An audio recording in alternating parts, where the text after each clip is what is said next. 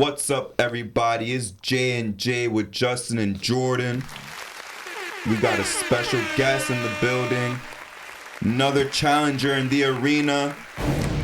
My honest opinion, my biggest rival for years in basketball debate. I took down Mike. We brought Dave back. I'm here to take down Dave. But what we got today, Justin? It's the Great Debate Part 2 with Dave in the building. Thank you for coming on again. And I'm looking forward to this episode. We could get started with this debate. You guys want to do the same rules as last time, or? Yeah, we could do same rules. You know how it is. It's the Coliseum, bro. I think this time we should do 1 minute arguments, 30-second rebuttal. Cause I'm gonna keep it G with you because it's Dave. I'm gonna be real. I think this should be no holds barred. So pure extreme rules. Just extreme rules. Tables, chairs, barbed wire, bats, everything, bro. Everything. Sledgehammers, whatever. Extreme rules, bro. I don't know why this guy's so gassed. How it's always been. Because Dave knows we've been talking about ball, and one way or another it always delves into a debate, and I love it. And it's been like this for like 7 years. Everything becomes a debate, whether it's LeBron and Mike or fucking Austin Rivers. For whatever reason, it's always a debate. Bro, that shit got heated last week. Yo, we were throwing hands in the PS party over Austin and Rivers. That shit was funny as hell. It's just Austin Rivers. So no holds barred, Justin. We'll see how it goes. You feel me? We'll have some respect because, you know, we boys and all that. It's not like I'm gonna be screaming over him, but no holds barred. We don't need no timer. All right. For this one, I'm gonna keep it light, and for this one, it is: are the Clippers the worst built team ever? I'm gonna let Dave go first because he had a particular disagreement with that take that I had about the Clippers being the worst built team that I've seen in sports. All right. So we all saw that clip on TikTok the other day. Jordan said the Clippers are the worst built team in basketball because all the failures they've had. They never won a finals in the 4 years they built together. Kawhi, PG, that's supposed to be an elite duo, and they had a good team around them. But Jordan's out here saying that the worst team ever built in sports. Bro, come on. Let's be real. I can name 4 teams this year that were built worse than that Clippers team. They were just not as unlucky as the Clippers. I'll concede one, but that's it. But I'll let you go. Because look at the Clippers, all right? That team was built in 2019. They had Kawhi Leonard, Paul George, Pat Bev, Lou Will, Montrezl Harrell, and Ivica Zubac, and that was a pretty good team around Kawhi and PG, the 2 main stars. All right.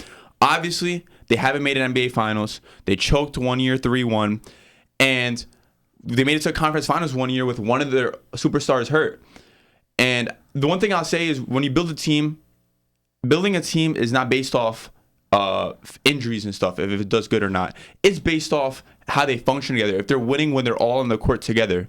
But you saying they're the worst built team because they haven't been able to stay on the court together, that's just unlucky, bro. That happens. That happens to everybody. Okay? But I don't think the Clippers are the worst built team in sports. I say this year, I don't want to dive too much into baseball. The New York Mets, $340 million payroll. Terrible. 10 games under 500 at the All-Star game. Shout out Mikey Locks. He's not going like that. Then we got the New York Yankees. Another $250 million payroll this year. I think a little more. No comment. They gave Aaron Judge the bag of death. They gave Giancarlo Stanton the bag 6 years ago, and he's hitting under 200. Okay? Garrett Cole has the bag, $30 million a year. But he's performing. Rodon, $20 million a year. And they're bottom of the AL East, bro. What? They are supposed to be top of the AL East with the money they spend. And all their team is old as hell, and they're trash. All right? Then I'm going to go to basketball, and this one's a hot take. The worst built basketball teams I could remember. I don't know if I was just fucked up last night. All right? The Boston Celtics of this year, to me, were built worse. What the fuck? Have been more unsuccessful than the Clippers of that 2019 team. Elaborate. Because they went over the cap. They have Tatum, Jaylen Brown, Rob Williams, Al Horford, Marcus Smart, Derek White, Danilo Gallinari, and Malcolm Brogdon. That is 9 players that you would take on your team to be on any type of rotation if you want to compete for a championship. And they lost to the 8th seed Miami Heat. And I know you might be like, the Bucks lost. All right, the Bucks lost, but they had Giannis out for 2.5 games. And people don't want to talk about that. The Knicks. All right, the Knicks, we were valid, but we have a couple of chokers on our team. Well, I say one main one, so I'm not going to talk about the Knicks. But the Celtics, bro, they could not get it done. They lost to the Heat, and they had an elite team, and they can't even build that team back together again because they can't afford it. All right, so they're done. They're cooked. And this one's a little crazy. The Golden State Warriors of this year. The way they gave Andrew Wiggins, Jordan Poole max contracts after winning NBA championships last year. All right, on top of what everyone else gets paid, they went to 7 versus Sacramento, and they got outplayed versus the Warriors. They got outplayed by Austin Reeves, The Lakers. Lonnie Walker Jr. Yeah, they got outplayed by the Lakers. Yes, Lonnie Walker Jr. pooped on them one game. Austin Reeves was cooking. Obviously, the stars were cooking. Rui Hachimura was frying. But the Warriors, and then look at the mess that caused. Bob Myers didn't want to return to the Warriors because of that. He literally did not want to return to the Warriors because the mess they put themselves in, giving out loyalty contracts, not paying their guys early enough, and now they're screwed, and they have to trade away Jordan Poole after one bad season. And I concede. Well, I'll like I said, even last night in the party, I'll concede the 2 New York baseball teams have been bad, but we'll stick to ball, right? The Celtics, as you said, were a failure for whatever reason in team construction. But you know what the difference is between the Celtics and the Clippers? They've made it that far every single year except 1 year. Constant conference finals, constant every year. 2 babies in comparison to Paul George and Kawhi Leonard and Jaylen Brown and Jason Tatum. 2 babies. And then you got the Warriors. You said to yourself, this is loyalty contracts. This is common in the NBA. When you have all-time greats on your team, like all-time franchise players, you give them the bag, even though you know it's going to mess up your team in the future. It's common. Happens in every single sport, basically. You know it's going to harm your team, but it's out of respect for what the guys have done for you. So I'm not even going to count the Warriors. What have the Clippers done? Like, what has PG and Kawhi done to earn these contracts and be compared to the Warriors who got legacy contracts? Because so far, like you said yourself, they made 1 conference final. When they hyped up the battle for LA, they didn't fucking make it because they blew a 3-1 lead.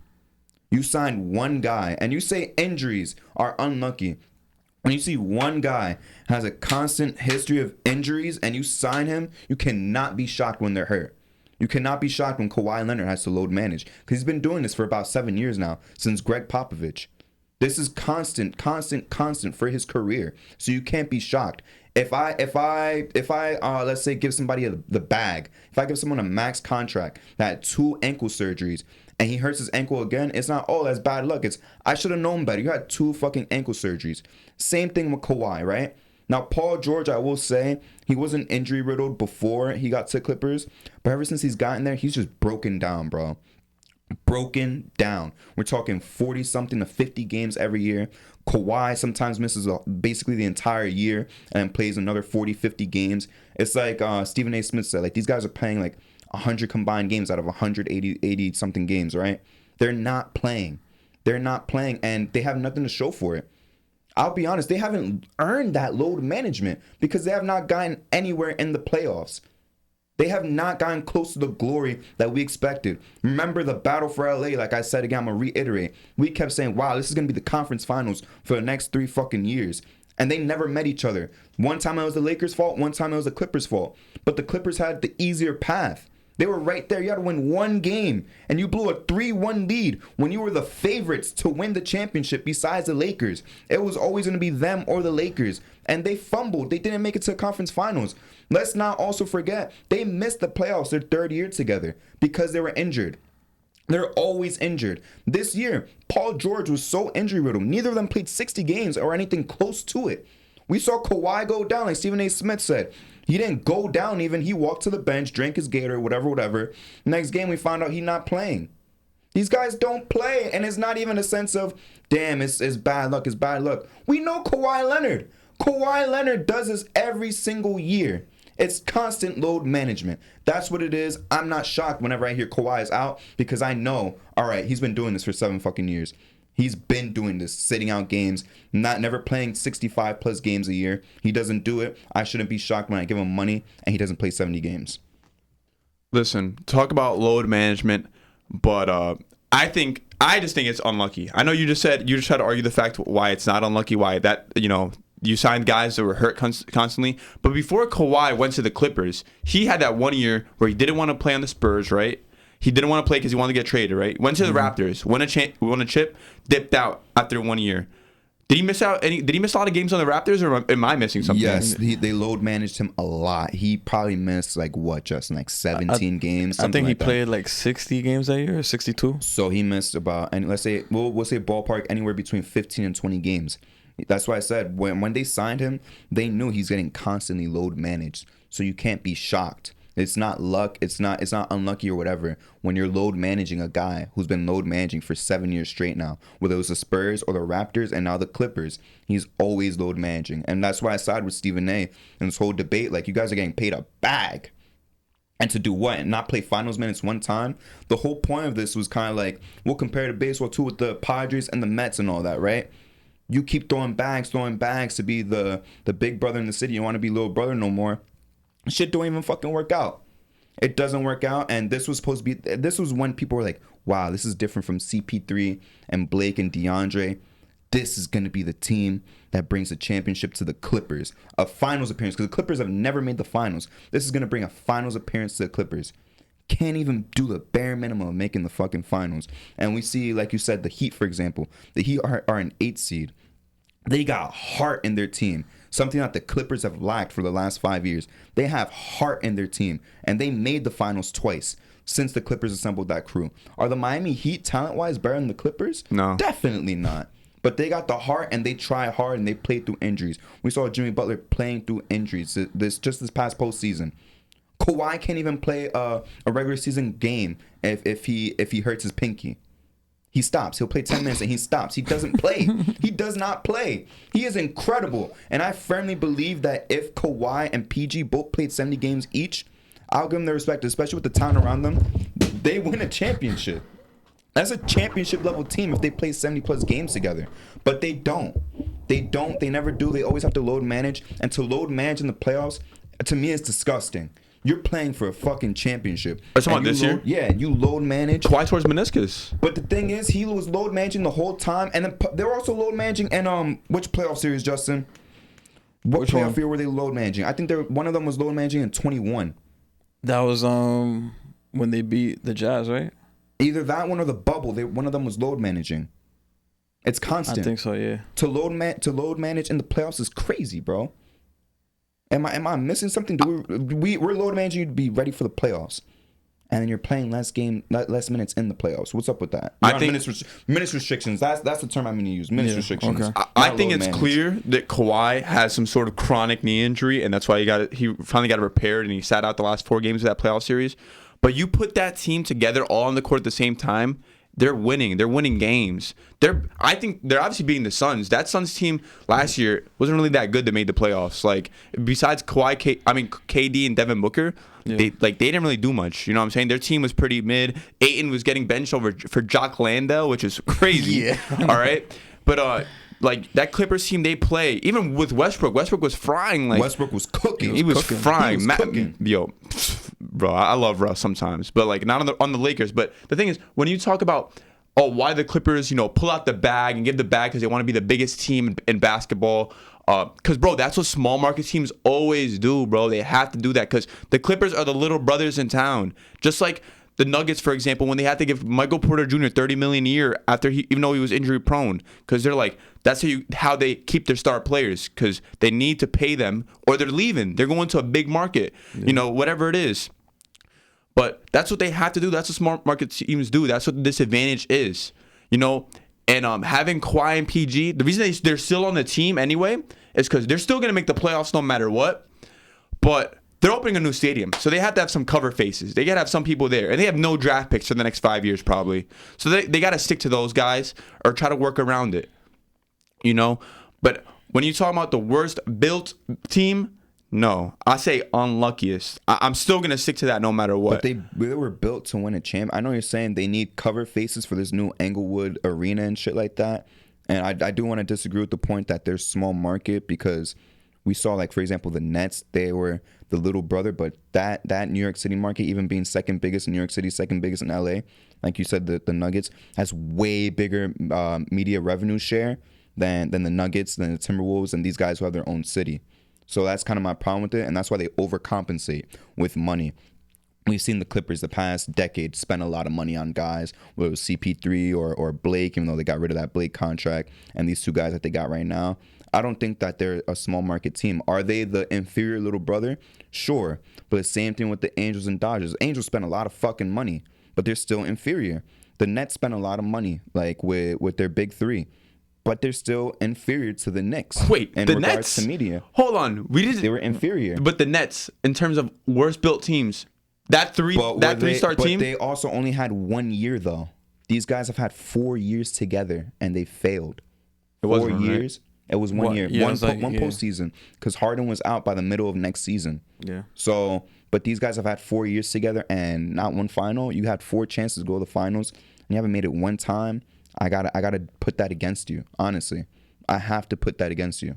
But you can't agree that this Celtics team this year was not built to win a championship. Of course they were, but at least they made the conference finals. That's my point. This is a team that makes the conference finals every year. You're more shocked when they don't make the conference finals. The one time they didn't make it was 2 years ago when they lost in 5 to the Nets, since we just spoke about them. But besides that, I don't think they've won the second round since they've lost in the second round or anything since then. They've always been conference finals appearances every single year. I don't want to get too much into like comp and stuff, but I think the East is significantly easier than the West at this point. Yes, recently. I think that you look at the East, there's 3 teams that are making the finals only. It's only the Bucks, Philly. I know the Heat made the finals. No, not making the finals, but top 3 seeds. They're gonna make it to conference semis and or whatever. But Philly's always gonna lose to the Bucks, or they're always gonna lose to the Celtics. But Philly, Celtics, and Milwaukee, not in order. Those are the 3 best teams by far. You know they're making the conference finals, and then it's gonna a one throw in. It was the Heat. I mean, Philly hasn't touched the conference. Yeah, Man, I mean conference semis. You know what I'm talking about? Yeah. Even in regards to comp, the Clippers have lost to the Nuggets before they really peaked. They made the conference finals that year, and they how much did they lose? They lose in 6. What did they lose? No, that was the second round. That's what I'm saying. Which one? No, but the bubble. That the was the Nuggets second lost round. in 6 to the Lakers, though. Yeah, to the Lakers, yeah. But the thing was, as I said before, the 2 contenders since day one, since opening night, it's going to be Lakers versus Clippers in the conference finals, and they didn't do their job. Yeah. That was my problem, especially that year. That's your year to win a championship. That's bubble. And you had all the expectations in the world to go to the conference finals against the Lakers. Minimum. That was your minimum goal. And you couldn't even do that. I would have given you a B- for doing that. And they couldn't even do that. They failed. They failed completely. They lost to the Nuggets, as we said, right before Jokic really peaked. He was great that year. That's not a take away from him. He was great that year. But he didn't even hit his apex yet. Because 2 years after that was when he really started shitting on niggas. Seriously. But at this point, man... At that point in time, Jokic was not at his complete apex. This was the first emergence of Jamal Murray. But meanwhile, you had Paul George coming right out of a top 3 MVP finish. Kawhi Leonard right after coming out of one of the greatest postseason runs we've ever seen of all time. And then he was crowned the best player in the NBA after he won that championship.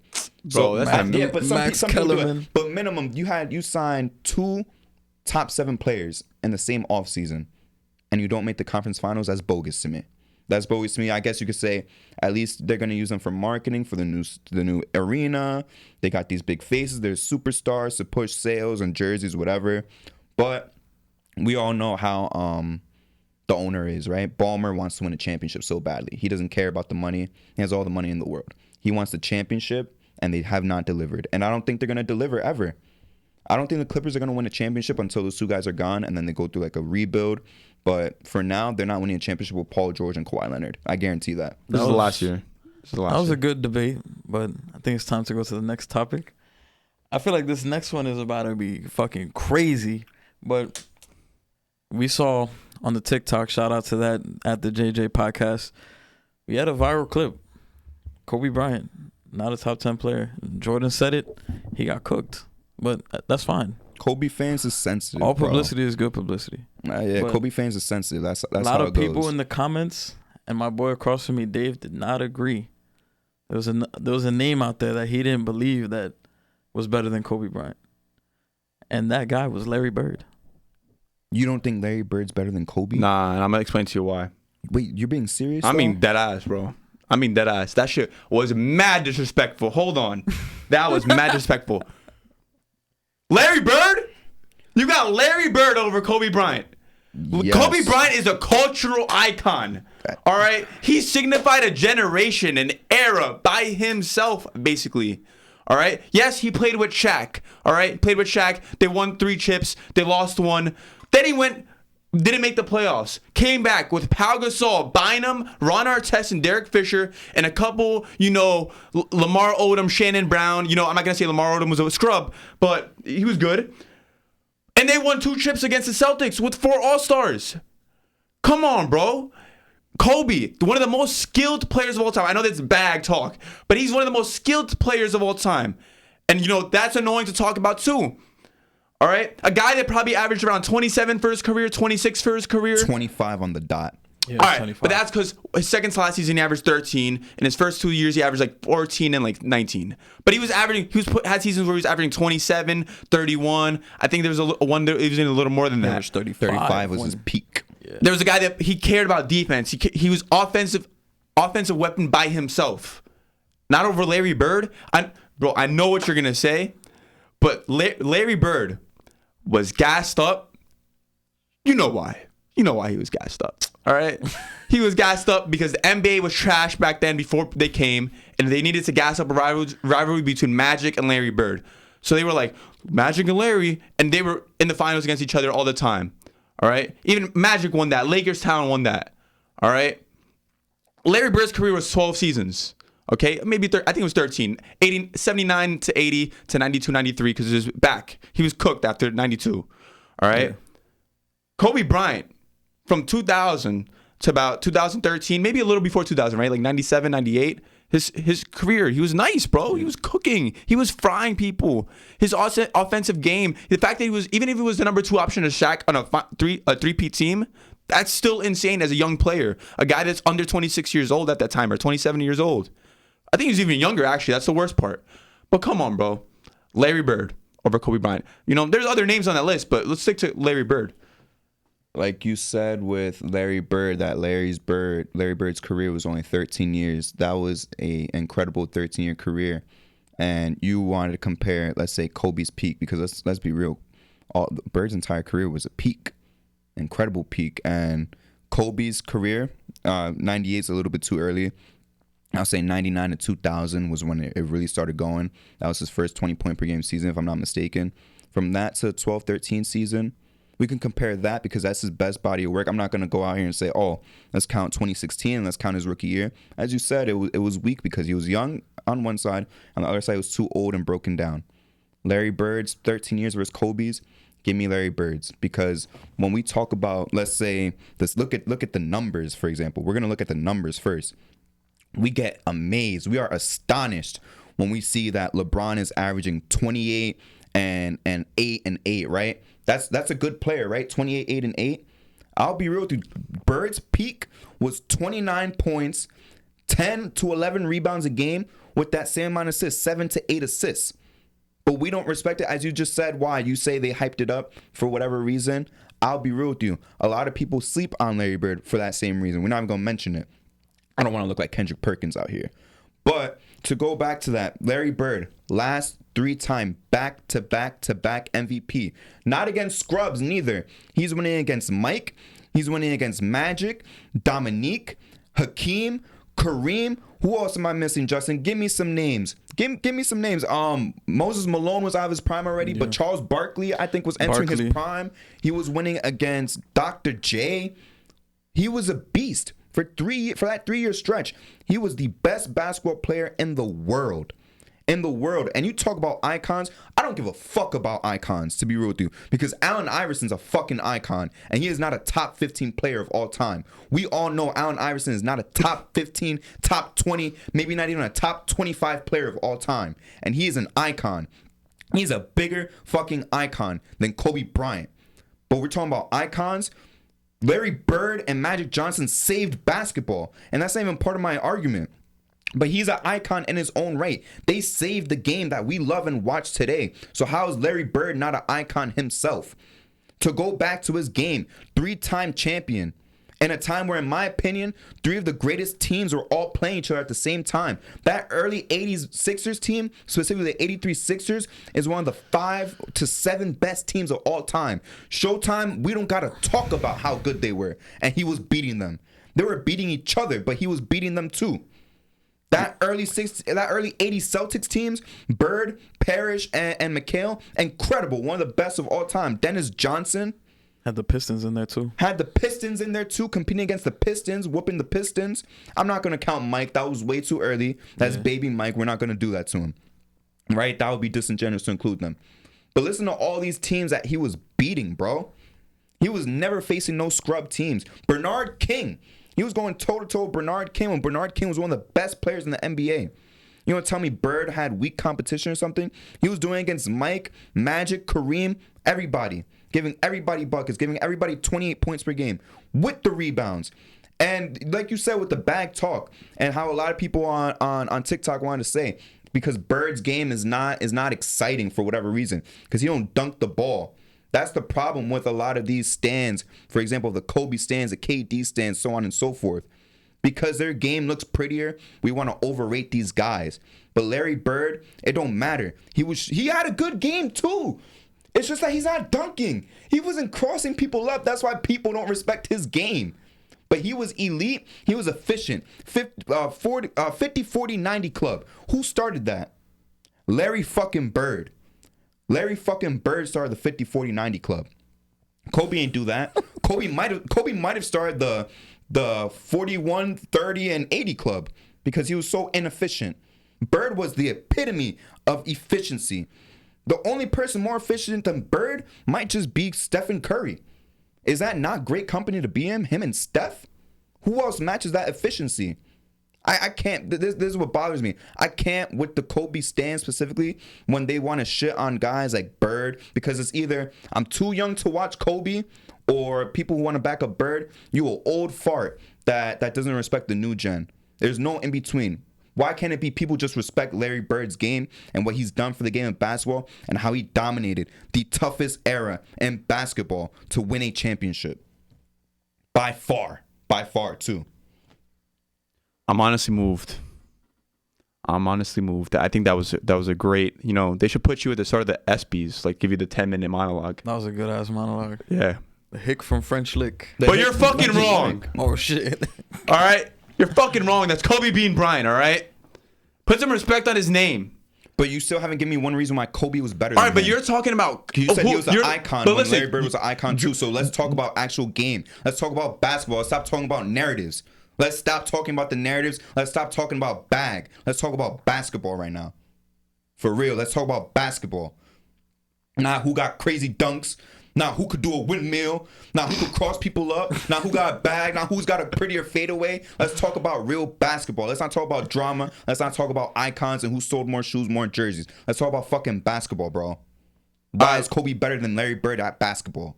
All right, a lot of the things you mentioned was who Larry Bird beat, right? But he was beating up on those teams with 3 Hall of Famers. He had Robert Parrish, Kevin McHale, and himself, right? And DJ. And DJ. Dennis Johnson. We're going to talk about Hall of Fame later. But 3 Dennis Hall Johnson, of Famers, right? Tier. He was beating up on Charles and old Moses Malone, right? Bernard King by himself, right? Michael Jordan, young Mike, right? Okay? I know you're going to say, he got to the Lakers and he beat the Lakers. Was he 1-2 against the Lakers? What was he against the Lakers? I think he was 1-2. They played 3 finals. 1-2 against a team that had 3 All-Stars just like himself. 3 Hall of Famers just like himself, right? 2 top 10 players of all time, though. Yeah. 2 top 10. Let's not forget that. I'm going to let you continue, but 2 top 10 players of all time. You may continue. Kobe Bryant led a Pau Gasol. I'm not saying Pau Gasol is a bum. Pau Gasol is good. You casuals just think he's ass. But Pau Gasol was good. He was second All-Star. He would have been a border. He was like when the borderline All-Stars make the All-Star games this year, like the guys that are at the end. He's like that type of All-Star. Kobe Bryant was the guy. Okay? He beat KG, Paul Pierce, Ray Allen, and Rajon Rondo with his team 2 times, 2 out of 3 times. KG that just came off an injury, though. Let's not forget that because KG slowed down after the injury in 2009. You may continue. All right, we're putting injury narratives in there now. Okay. Because it's the truth. He slowed down after the injury in the 2009 playoffs. In the 2009 season, he slowed down. That's why they didn't make it back in 2009. He got hurt. He was never the same after. We're going to say KG was the same after his injury in 2009? Of course not. That's not the same Kevin Garnett. That's not the Kevin Garnett that I know and love. That's not the same guy. That real Kevin Garnett would have shut down Paul Gasol. But I don't do what ifs. I'm just saying the facts that Kevin Garnett was just coming off an injury. Kobe Bryant was the first pure scorer in our sport in what I can remember in our recent time. Other than Michael Jordan. Relax. Other than Pure Michael Jordan. scorer? Pure scorer, yes. Meaning what? Meaning Niggas wasn't scoring he's before getting Kobe? to the no, but I'm talking about getting to the basket. He's taking all the shots. Volume scorer. Sorry, volume scorer is a better term. He has to take the shots. He has to take the big three at the end of the game. He has to take the tough fadeaways with three guys on him. Because I'm not passing it to Lamar Odom for a three. Damn, why Lamar Odom? You should have said Smush Parker. Fucking Ron Artest, for example, one of his greatest career moments, other than the fight, was making a layup off a Kobe miss against the Suns to put them to win a conference finals game, right? Kobe Bryant was in charge of doing everything by himself, basically. It was, I'm the wolf leader. I'm the Jordan. That's why they call him Michael Jordan reincarnation, basically. That's Most what they call him. definitely not. That's what they call him, Mike 2. All right? They call him great value, Mike. if you want to do that, they call him great value, Mike. And you're talking about volume, like Larry Bird wasn't putting up 20 shots a game as well. More efficiently, too. That's another thing. More efficiently, too. Larry Bird wasn't taking 10 shots. I just checked right now. Kobe had the one anomaly where he had no help. He averaged 35. He shot 27 shots a game. For the rest of his career, he was going anywhere between 20 to 22, maybe 23 was the second highest. Bird was also putting up 20 to 22 shots a game, bro. It's not that Kobe was the first guy taking a lot of shots. Like, let's not even start with that type of narrative. And you talking about Larry Bird's help, Kevin McHale and Robert Parrish.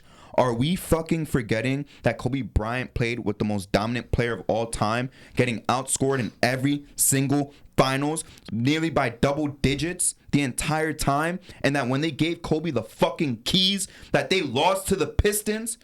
They lost to the fucking Pistons because they said, here you go, Kobe. You've been crying. Take the keys. Go be selfish. Go be the hero. We losing 5 to the Pistons. But every other year before that where they won, what happened? Shaq, get us at 38 and 17 against the Pacers. Give us that 33 and 16 against the Sixers. Give us that 35 and 15 against the Nets.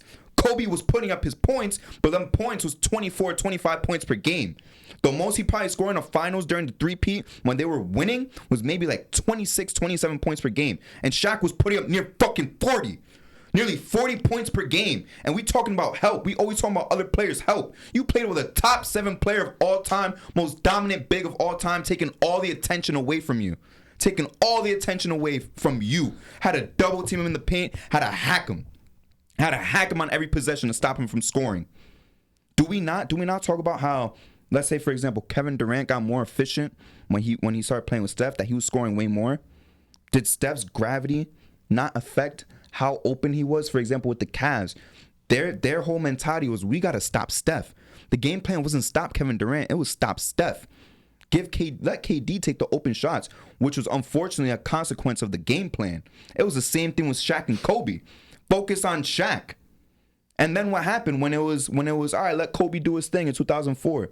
They folded in embarrassing fashion. He had more help than Bird. Well, because Bird had more guys that were a certain level of talent. He had better help. What about Kobe having one guy better than Kevin McHale and Robert Parrish? Would you, in your right mind, take Kevin McHale and Robert Parrish to start a team over Shaq? Nah. I don't think so. There's no way. I don't think anybody in their right mind that has watched 10 minutes of basketball would. So why are we talking about help? Kobe won 3 rings off the back of one of the, in my opinion, 7 best players of all time. Let's not do that with the help talk. No, yeah. I can't do the help talk. That was a very, very great debate right there. But let's move on to the next topic. This is about the Basketball Hall of Fame. Is there a problem with the Basketball Hall of Fame today? I think so. I think, and this is a very timely event. So we've had this discussion, not really a debate. We've had this discussion a couple of times as a whole group. My problem with the Basketball Hall of Fame is it's too fucking easy to get in. Remember, I looked it up last night, and we all laughed in the party because I didn't know this. Tony Kukoc is in the Hall of Fame. And that's nothing to be like an asshole to Tony Kukoc just because of his international success, whatever and so forth, right? You keep saying it's the Basketball Hall of Fame last night. You're like, oh, this guy's going to make it because he won in college, right? For example, he won in college, whatever. But when you compare it to baseball, where it is so you could win 2 MVPs, hit 400 home runs, 2,000 hits, you might not make it, bro. You might not ever sniff the hall. You might not even get 40% of the ballot doing shit like that. But then, with all due respect to some of these guys, you got like your Chris Webbers and your Tim Hardaways who are all good players. That's not Hall of Fame worthy to me when everyone makes it. What did we do last night, guys? We checked Hall of Fame probability. You got Paul George has a 96% chance of making it to the Hall of Fame. AD has a 99 point something percent chance. Kyle Lowry was the worst one, 86% to make it. Kevin Love, 73%. DeRozan was all the way down to 43, and I still think that's too much. Bro, Kyrie, 93. Ridiculous. Kawhi Leonard, 78, which is obviously still in favor of him. Yeah, so it's something we agree upon. It's too easy, bro. Like Dave, because we both watch baseball. Justin's a little bit more casual, but he knows the names. It's like, bro, you look at guys who missed the Hall of Fame, or for example, it takes them like 9 tries to make it. These guys get in first, like ballot. I would not be surprised if Rondo's a Hall of Famer, but I think in a criteria that's much like the Baseball Hall of Fame, much like Cooperstown, Rondo's off of the ballot, off the first vote. He gets less than 5% of the vote. He doesn't get even close, bro. We've seen guys that we think are nice, like Andy Pettitte. He was off the ballot after the first vote. That was my guy when I was younger, bro. That's my point. But I think we agree on this, but I think it's too easy, bro. The Hall of Fame is way too easy. I like the selections this year. Pau Gasol, Tony Parker, D Wade, Dirk. They all deserve it. Dirk and D Wade, in my opinion, would be first ballot in a real criteria, and then Pau and Tony Parker maybe takes anywhere between 4 to 6 tries, but it's too easy to get in. Way too easy. Yeah, honestly, you young bucks on NBA Twitter that think Dwight Howard and Russ Westbrook are not Hall of Famers, you should be ashamed of yourself. Find shame, all right? Find God, too. Because Dwight Howard, in his prime, was a top 3 center in the NBA. The best center in the NBA. I'm sorry. Not even the top 3. Best center for like a 7-year span. All right? Era week of centers, but he deserves a Hall of Fame. Russ Westbrook, just for what he's done, bro. Like the triple-double shit. Like, first player average triple-double in a season since Oscar Robertson. He did it like how many times now? 3 times. 3 times. Oh, was it? Yeah, MVP, Dolo. Yeah. Bro, like, come on. A wizard. Too disrespectful, guys. Too disrespectful to these greats. But you got Kawhi Leonard is going to make the Hall of Fame, bro. Come on. I know it's kind of contradictory of me arguing for the Clippers before, but Kawhi Leonard is not making the Hall of Fame if he's playing baseball. With his statistics, if they converted. No. The way y'all talk about it? Well, you got to understand when it comes to the Baseball Hall of Fame, it's not about like, they would say Kawhi's fucking ass, right? Mm-hmm. But let's compare it to like Kawhi won 2 championships, and you know who we could compare it to kind of in a way, like, I feel like Cody Bellinger would kind of be a gas, but kind of like that. Like you have an MVP level year, you got a championship, you're on top of the fucking world, but your body breaks down. Bro, you gotta be good. You gotta be like at your peak literally for like 12 years, and then have 5 decent years after that, 5 pretty good years after that, right?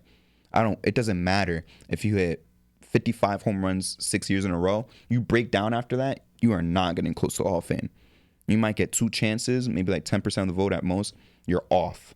Seriously, there's guys on there, and we're not even talking about the steroid guys. We're not going to talk about that. But for example, like guys like who else wouldn't make it? Like Kevin Love would not sniff the ballot after the first chance. He might get 2% of the vote because he's a champion and he had a couple decent years. Honestly, I don't even think he gets 2% of the vote, bro. Basketball Hall of Fame is a sham, bro. You could say, oh, what about college too? What about international, Olympics, whatever? I wouldn't put stock in the Basketball Hall of Fame. I understand the argument too, where it's like, whoa, it's just a thing for the fans. Let's just honor everybody. But it's kind of like, we're giving a trophy to everyone. Like that kid mentality. It's That whack. mentality with kids now in sports. Like, oh, give everyone a trophy. I disagree. The Hall of Fame is called a Hall of Fame for a reason, bro. And the Baseball Hall of Fame's been around way longer than basketball. I would not be surprised if basketball is rapidly catching up to baseball's in terms of inductions, because you you let everybody in. I think they should just make an NBA Hall of Fame. Purely And then- NBA. Yeah, Purely you might as NBA. well do that. Yeah, And make it the elites of the elites. like Yeah. absolutely. Yeah, because you got Yao Ming, his career cut short, but a lot of his shit is just like cultural impact. That's one of like the main reasons why he's in the Hall of Fame. But I wouldn't have him. I wouldn't No, have no, Yao no. Ming. I'm not arguing for him. I'm just saying. I know. But Yeah, I'm saying as- I wouldn't have him. Even this is a hot take, but like we said with baseball criteria, T-Mac, for example, would not make it. Oh yeah, he wouldn't make it. T-Mac, Tracy McGrady would not make it. He would have a couple chances. He would not make it. Paul George would not make it, or maybe he'll get on the 10th try. I'll give him that respect. He'll make it the 9th or 10th try. You think so? Right at the end, maybe. Who do you Maybe. have better chance of making a Kawhi or PG if they were the baseball Hall of Fame? In my actual Hall of Fame, Yeah, probably Kawhi, right? well, no, it's gonna sound crazy with all the criticism I give to PG, but it might be PG because he plays a lot of the games and he has the counting numbers. You heard that, Justin? Drug test him right now. Yeah, he but just said it- PG's making a baseball Hall of Fame over Kawhi. If had the same criteria, that's crazy. I don't think either one makes it, but it's just because Kawhi, for example, like you could win championships, you could be the best in the world, you could be World Series MVP, hit 5 home runs in 4 games in the World Series. They don't give a fuck about that, bro, as much as they do like. It's where total career you're stats. Great, you're great for 14 years, not just good. You're fucking elite for 14 years. You know, it's Kawhi. Kawhi just wouldn't make it solely on that, not because he's not good. Like it's not like me and Dave are saying they're not good. It's just that as fans of baseball, when we compare these two Hall of Fames, like we're getting like 7 inductions, right? And 4 of them are players, male Yeah. players. Baseball just had 2. It was Scott Rowland and some other guy. They had 2 inductions this year. Bro, I don't know how it works, but I was looking them up and I saw like a couple players that I just didn't recognize their names. I don't know if they're getting people at the end of their things, but like if they're just not getting announced, because I'm seeing names that I just don't recognize, like From, in the basketball? baseball one. Such as who? I don't have it up on my phone right now, but it was like in 2021 there was no selections from what I saw. Yeah, because you need 75% of the vote from the writers. You need 75. Yeah, I don't know, or but more. I don't know. Maybe it wasn't players, but they were like I don't know, Managers. Yeah, maybe like managers or something. I don't know. It was versus. I don't know if they induct backroom staff or trainers or something like that, or I don't know about owners, backroom or maybe staff. owners or something like that. And commissioners, of course. Yeah. But I saw some names I just didn't recognize at all. Like in Yeah. 2019, 2020, I was like, what? But like Dave said, there could be years nobody fucking makes it. Yeah, that's You will crazy. never That's- have that that's in wild. basketball. Yeah, you'll never have Basketball would rather put Bradley Beal in the Hall of Fame than, God forbid, let nobody make it in a year. And I think that's like ridiculous, bro. I would not be surprised if in 15 years Towns makes the Hall of Fame. That doesn't sit right with me, bro. And like we said, it's not that these guys aren't good. It's that you should be in a certain echelon of talent to make the Hall of Fame. That's what makes a Hall of Fame a Hall of Fame. That's all there is to it. So Justin, I think I'm ready for the final topic. Yep. I mean, Heated before Twitter topic. I was looking for something about the Hall of Fame because there was a guy in I forgot his name. I was trying to look it up, but Baseball? no, basketball. Oh. I think he was in the Jordan draft, and he was like a overseas player, and he made the Hall of Fame. Is it the forgot guy it. from Greece or Brazil? Because the Brazil one is Oscar something. I think he Yeah, made it. I think it was him. Yeah, because That's mad. he was cooking. He was cooking in the Olympics. I think they're in the Dream Team. He was averaging like 25 or something. But he's not a Hall of Famer, bro. Yeah, because that shit just came into my head now. Because I remember watching the 84 doc about that draft, and he came up, and they were talking about him cooking overseas. Did he even play in the league, or it might have been very. I don't know if he played. If he played in the league, he was It definitely was a bench guy. very with all due a very respect. short stint, and he made the Hall of Fame, and he's making it off impact. Like we see, fucking college coaches are making it. But And- I 'cause can it- respect that because, like you said, not to cut you off, the UNC guy Dean Dean Smith, something, yeah, because yeah. you know college way more than me. He deserves it. Yeah, He's fucking incredible. then it's And for me gonna- to know his name, that's a big fucking deal. Because I don't watch college. That's a big deal. but if we're gonna do that, I feel like it contradicts because that's a basketball Hall of Fame, and we're arguing for an NBA Hall of Fame. Well, but that's also because of managers too, though. Well, baseball equivalent would be manager. Managers make it, commissioners make it. And I think, like you said, sometimes owners even make it. But when it comes to players themselves, nah, bro, you got to be fucking elite, man. No, yeah. None of this Karl Anthony Towns, Rondo, DeMar DeRozan bullshit, bro. That's you're making a joke out of your own fucking Hall of Fame. It's unnecessary. All right. The final topic is another player versus player debate. This one we looked at it yesterday, and it was kind of interesting to talk about. I was shocked that we disagree on this. It was a shocking one, but it's also a trendy one right now lately in Twitter. But it is James Harden versus Dwayne Wade. Oh, it's not D Wade versus Paul Pierce? Is that only a discussion only to Paul Pierce? Yeah, only for Paul. Paul Pierce is the only one entertaining that. He's back on his bullshit. Yeah, that shit is crazy. But yeah, James Harden versus D Wade. You know what? Let's switch it up, Jordan. You talk first. Yeah, I was about to say I'll go first. So James Harden has the counting stats. He's had great seasons, 36 point per game. Follow that up with a 34 point per game season. And before that 36, he averaged like 30. So that's maybe like 3-4 years straight of 30 points per game, whatever. Yeah. What has he done in the playoffs though? Because we've seen Dwayne Wade lead the league in scoring. We saw Dwayne Wade at his best. At his best. And this is for all the old heads that say I wasn't watching back then. I don't know.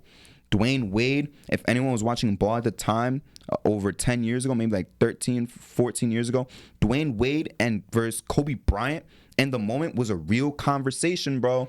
Let's not forget that D Wade versus Kobe was a real conversation. Dwayne Wade being the best fucking player in the league was a real conversation. People to this day think that Dwayne Wade should have won the 2009 MVP over LeBron James. For people to even make that argument just shows how special of a player he was. And that's just regular season. Dwayne Wade not only brought it on the offense, he brought it on the defense. One of the best shot blocking shooting guards of all time.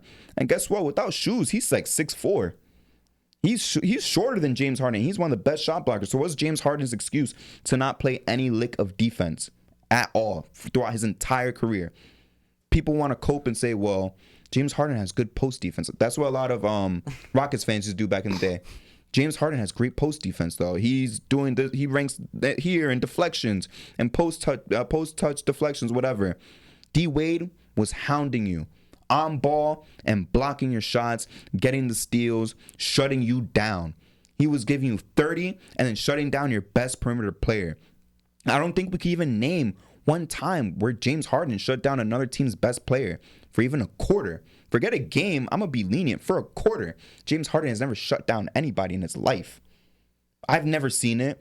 You've never seen it. Justin's never seen it. No Rockets fan has seen it. No James Harden fan has seen it. Nobody's seen it. And going back to the playoffs, we've seen Dwayne Wade with one of the best finals performances of all time with an aging Shaquille O'Neal on his team. Shaquille O'Neal that was shut down, averaging 13 points per game. You would think, damn, Shaq is slowing down. He's old. He's only averaging 13. Where's that 20 points per game? We're going to lose this finals to Dirk. Dwayne Wade upped it like crazy. Third year, Dwayne Wade upped it like crazy. Second year, what we also forget too, conference finals and his second year against the Pistons. Him and Shaq made it to the conference finals in just his second year. Dwayne Wade was on that trajectory to be the best player on the planet. And sure, let's say he capped out at a top 3 guy, right? Top 3 for a couple years is incredible. He was a phenom. Dwayne Wade at his peak was a phenom. What was a flaw in D Wade's game besides 3-point shooting? He could facilitate. You did not want to see him run into the basket. He had speed. He had that mid-range. He had defense. What was James Harden's biggest weakness his whole entire career? Defense, effort, heart, playoff performances. He is, unfortunately, and I love James Harden, one of my favorite players. I want him to beat the Warriors so badly. James Harden is one of the biggest choke artists I've seen in my life watching basketball. And I've seen a lot of ball. You'll love this one. 2011, if the Heat win, who gets Finals MVP? Because it's not LeBron James because he underperformed. It would have been Dwayne Wade because Dwayne Wade was putting out classic D Wade games even after all the knee injuries and all that. D Wade in 2011 would have had a ring and finals MVP. What has James Harden done? He's gotten to one finals when he was a baby, basically, carried by Kevin Durant and Russell Westbrook. He was the 6th man of the year that year. Has not played 1 second of finals basketball since then. I can't give it to him. D Wade's the 3rd best shooting guard of all time. Harden's 4. Maybe even some people argue pushing him back to 5, but D Wade's spot as number 3 is solidified. I've given Harden the chance years ago that if he wins a championship, he could pass D Wade. Has not done it. Has not even made the attempt to because he hasn't touched the finals. Are you hearing this shit, guys? James Harden is one of the most disrespected basketball players of our era. He's one of the best scorers, most intelligent minds in the game we have today. And people look at him and they're like, strip club. That don't mean shit. All right? That's outside the game. Wrong with the strip club, He's a winner inside and on the court and off the court. Okay? 8 seasons averaging more than 25 points per game. He had a 36 point per game, 34 and 33, 30 point season, not 33. 3 seasons averaging more than 21. So that's 11 seasons in his career averaging more than 21 points. 4 seasons averaging more than 10 assists. 5 seasons with more than 5 assists. Missed on MVPs to first time in 50-year triple-double Russell Westbrook and Giannis Antetokounmpo, who obviously ended up winning an NBA championship, and he's just that guy's a unicorn. And Curry. Yeah. And Curry, who's like one of the second greatest player of our era, probably after LeBron. 3 second places for MVP, 6 first team All NBAs. Going back to seasons, averaging more than 21. How many seasons did Dwayne Wade have averaging more than 21? Okay? If I had to guess, maybe like 9. All right, 9, right? James Harden. They couldn't guard him. You saw how they were guarding him years ago? There was a guy behind him with his hands behind his back. They had Rudy Gobert playing up in the paint. And he was getting buckets. He was a demon. A demon. That's what James Harden was. All right. I know playoff success, that matters. That matters a lot. But I think part of it is the media likes to tack on these guys when they don't win, or what they do. Like, you know how NBA Central, those Twitter pages, they're annoying. They point out all the bad shit. They never point out the good shit. James Harden led that Houston team to conference semifinals, finals. After, like, as soon as he left OKC, as soon as he left Russ, KD, he did not miss a beat. He jumped onto the next ladder. He climbed to the top of the ladder. I will say, arguably, one of the best player in the NBA from 2015 to 2018. After Curry, Jesus Christ. Oh, I was about to say. Oh my God. I was about to say. If Curry wasn't there, if Giannis isn't there, he has 4 MVPs. 4 MVPs. Dwayne Wade have MVP? Okay, but if LeBron James and Kobe Bryant, if we're just wiping people from existence like we fucking 2018 Thanos, D Wade would have an MVP. But let's talk about the hardware that matters, the hardware that James Harden is chasing.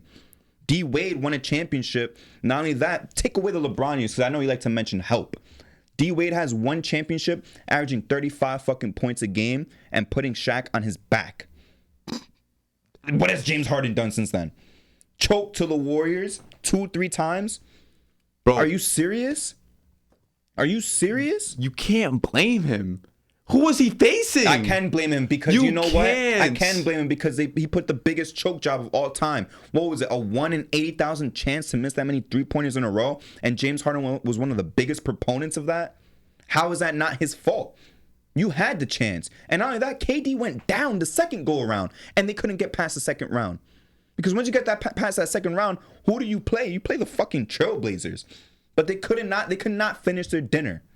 James Harden could never finish the deal. We just saw right now, James Harden, yes, he had 2 40-point games. Justin, what did he do in Game 7? Did he even look at the basket, Justin? No. He did not look at the basket. Did he even score 20 points? No. So what are we talking about? We're talking about playoff success right here, and you want to say he's made it to conference finals every year or whatever. D Wade went to the championship and won before LeBron James. Even if we wipe out the memory of the Heatles, D Wade's postseason career is way better than James Harden, solely off that 2006 run. legendary run where people were crowning him. There was a moment in time, again, for all the old heads that were saying I don't know anything about that time. D Wade was crowned as the next Michael Jordan over Kobe after that 2006 finals. He was crowned as the future best player of the NBA. Not Kobe, not LeBron, nobody. He was crowned to be the next player to lead the league as the best player in the world because his finals performance was historic. James Harden has never done anything close to that echelon. In terms of tiers and playoff performances, D Wade is 3-4 tiers above James Harden. By far. By far, he is way better. James Harden just does not have the success in the postseason for me to give him that respect to put him over D Wade. And this was another problem with the start of your monologue. I'm tired of every type of ranking, even by one, as we saw in the Kobe video. By one is disrespect. It's a disagreement because you know what? I got the facts for why D Wade is better. D Wade was also leading the league in scoring when it was slow. James Harden averaged 36 points per game and in an era with the most possessions, bro. There's an era where you have more possessions than ever, even more in the 80s to score. When the league was slow, D Wade was averaging close to 31 when teams were averaging 90-something points a game. James Harden was averaging that 36, 37 when what? These guys were averaging what? Maybe like 107 points a game? That's more than a 15-point spin. It's not even close to compare the difficulty of the defense because we know the mid-2000s defense was way tougher. It was hard to score. The game was slower. This is not an opinion. This is a fact. It's not an opinion of all like the people in the 80s and 90s are like, oh, you're getting clobbered. You're getting murdered. No, this is an absolute fact backed by numbers and eye tests. This was the slowest era. As we saw with the Pistons, for example, winning a championship, scoring like 70 points per game, bro. It was so much harder to score back then in comparison to now. D Wade's 30 to me is more impressive than James Harden's 35 in this era. Fuck no. By far. He had 40 in a month. It's easier. 40 in a month, but yeah, it's 40 in a month of the fastest basketball we've ever seen since basketball's been created. This is an era that has more possessions than when Wilt averaged 50. Bro, if you're going to say just because D Wade, not just because D Wade won a final, so that outrules James Harden's whole career just because of that. So Jimmy Butler is better than James Harden all time. No, I didn't say it was just because of the finals. But you said that finals win overrules his whole career, basically. No, because Jimmy Butler has never been a top 3 MVP candidate in his life. That's the difference. D Wade, I don't think anyone's ever said with their right mind that Jimmy Butler is a top 5 player in his era or in a year. I don't think there's one year that you could point me to, even when he made the finals, that he was a top 5 player. He's a playoff riser, incredible playoff riser. I would want him in the playoffs more than James Harden. But D Wade did it regular season, and he did it when it really mattered in the playoffs, right? So he won the championship, and he was a top 3 player in the world too for a certain amount of time. Like I said, him and Kobe was a real fucking debate before Kobe won that championship in 2009. It was a real big debate, especially that season where it was him, Kobe, and LeBron fighting for that MVP. It was a big-ass debate. Who was the best player in the world? And it was hard to discern who's the best player. It really was. But James Harden, he has the regular season. He don't got the playoffs. Jimmy Butler got the playoffs. He don't really got the regular season. Dwayne Wade has both. And that's why I have him way better than James Harden. That playoff success and that defense, both in the postseason and the regular season, gives me the idea that Dwayne Wade is way better than James Harden. All time, by far. That gap between 3 and 4, you know how like that gap with 1 and 2 is from 3 with D Wade? That D Wade gap and James Harden gap is huge, bro. Until James Harden gets to a finals and he's a big contributor, because right now he's slowing down. Right now, because you're comparing careers, you're comparing D Wade's career also when he broke down. We're getting to the age where, by this age, James Harden's 33. He's about to be 34 next season. This is when D Wade slowed down. When D Wade was like 34, I think he joined the Bulls when he was like 34. We're gonna see James Harden slow down, and when his career is finally done, you'll see that you can't just compare total numbers, because James Harden's about to have those slow numbers. You're about to see his points go down. He's already down to 21 points per game. You were just upping him that he averaged 36. He's already down to 21, bro, in the past 4 years. Next year it could be 19. The year after that, it could be 15. We don't know. But he's gonna decline. Father Time always fucking wins, bro. And then we could finally compare their entire careers. Damn. Listen, this is what I'll say. Grader, I give it a D Wade grader. You'll remember him like for years to come. James Harden as well, but I think D-Wade is better too. I just think James Harden individually is a better player than Dwayne Wade and has longevity. So that's what I'm gonna stick to. Has longevity, but I just told you that right now is the age when D-Wade started really, really slowing down. James Harden could keep slowing because he's already slowing down, bro. But how many assists did James Harden average this year? Is all on top of 21 points? Was it like Let's 11? just say 8 or 9. Yeah, I'll say like 11's a gas. It was 11 before the All-Star break, right? Before they didn't pick him. Maybe, but after that it dropped. If I had to guess, Justin could was fact that check. this year like or 9. last year when he led the league in assists? Probably last year. The one before this one that just passed 22, but this year no. You see this, But even if slowing down. even if he's averaging 20, like 19 next year, if he's on the Clippers, right? If he's on the Clippers. Oh, it was this year. This year averaged how many? He averaged 10.7 assists. Okay. Yeah. So even averaging assists, like 10.7 assists, that's elite. Like, you know what I'm saying? That's elite for a player. You put on the Clippers next year, I don't know what they do. If he's probably going to leave the Philly, you know. He won't start playing defense, I'll say that. He probably won't need to anyway. Yeah, he probably won't have to. But that's one of the criteria of why I put D-Wade better than him. He don't play defense. Is he going to start playing defense now, Dave? He didn't do it in his prime from 2013 to 2020. He hasn't played a lick of defense. Is he going to play defense now? No. So if he's not going to learn how to play defense now, what is it that separates him and D-Wade as far as eye test? We could throw away the rings. How many defensive teams do you have? 3. 3? Yeah. All second team. And all because Kobe was in the league at the same time. Yeah. So That's solely the Kobe was only getting the reason. first team slots, basically. Yeah. Exactly. Whether it was by reputation or he really earned it. Phil Jackson sometimes disagrees. It was always Kobe. All right. Are we doing how much time we got? We don't have. We don't have much. Cool. Okay, You have cool. a closing statement for James Harden? Listen, I think you casuals, you know, Jordan's very intelligent here, as you could tell. You know, gave a great debate for D-Wade right here and a lot of the topics we had today.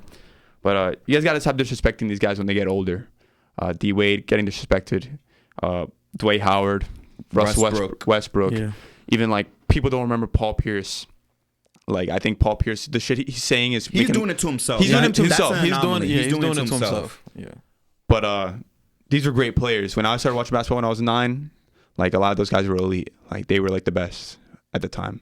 Now it's just stats are going up. So if you're not averaging 20 and 10 as a point guard, you're not making the All-Star game. Niggas is calling LaMelo Melo now. Yeah, that's I went on YouTube. I put Melo something and LaMelo came up. You see how disrespectful that Listen, is? when Carmelo's son makes the NBA and he's frying, everyone's gonna be like, his dad was Melo.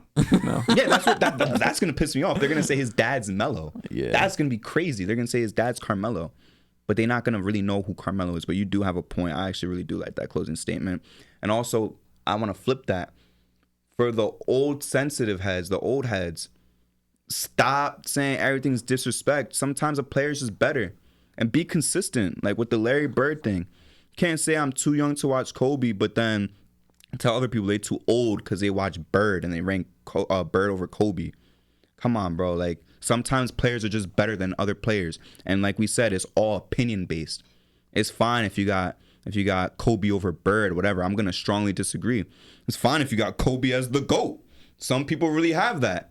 I'm gonna look at you like you're fucking crazy, but I'm still gonna disagree. But I'm not gonna be like, man, you 30 something years old. You ain't shit, bro. No, yeah, I agree. I'm like, It goes both ways. Even if I haven't- young bulls and old heads. even if I wasn't alive to watch Larry Bird, motherfucker, I still go back and watch the footage. I wouldn't be. no footage. I would. You know what I watched the other day, bro? Because niggas want to say you didn't watch them. Bro, I sit down in my basement and watch full games. Bro, I was watching the conference finals of Jazz versus the Rockets out of nowhere because I was bored. I used to be 12 years old before school watching hardwood classics of like 80s and 90s basketball.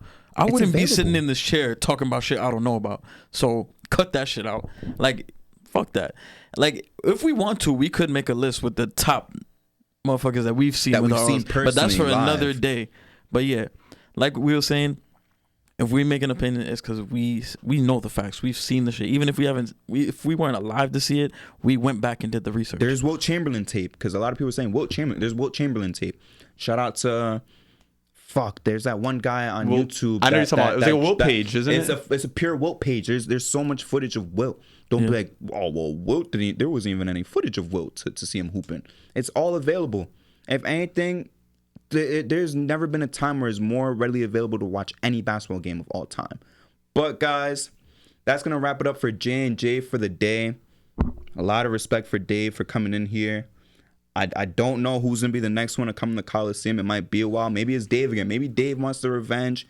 Maybe Mikey Loxton wants to work. Maybe a mystery opponent. Maybe Justin. I'm still waiting for Justin to challenge me. I want Justin to challenge. I want Justin to come face to face to me in the battle in the Coliseum. But that's gonna wrap it up for the day, guys. Again, big shout out to Dave. Follow the TikTok. Subscribe. Follow the Twitter. Follow the Instagram. You know how it is, guys. We appreciate it. We'll see you guys next time. Peace. Yes, sir. Peace the fuck out.